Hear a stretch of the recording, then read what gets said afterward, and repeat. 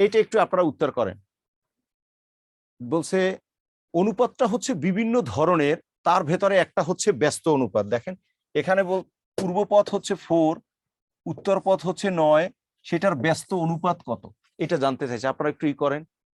হ্যাঁ, এই যে অনেক উত্তর করেছেন, অনেক নামের কারণে আমি নাম বললাম না। দেখেন ব্যস্ত অনুপাতটা হচ্ছে উত্তর পথটাকে পূর্ব পথ করতে হবে আর পূর্ব পথটাকে উত্তর পথ করতে হবে, এটা মুখস্থ রাখতে হবে, ঠিক আছে? তার মানে সঠিক উত্তর হবে হচ্ছে গ, 9:4।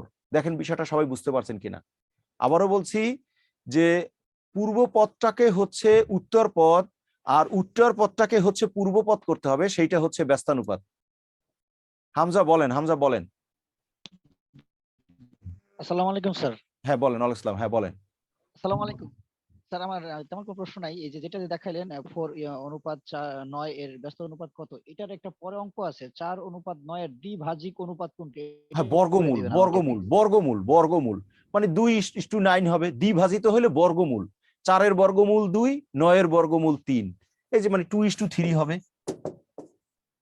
দ্বিভাজিত মানে হচ্ছে বর্গমূল, 2:3 হবে। বোঝা গেছে হামজা?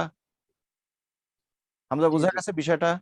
দ্বিভাজিত মানে জি হচ্ছে স্যার। বর্গমূল। হ্যাঁ, ওকে, ধন্যবাদ স্যার। ওকে ওকে।